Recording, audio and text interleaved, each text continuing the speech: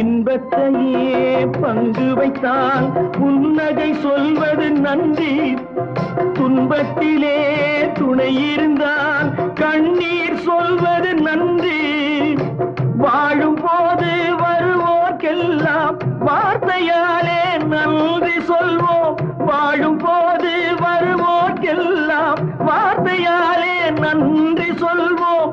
வார்த்தையின்றி போகும் போது மௌனத்தாலே நன்றி சொல்வோம்.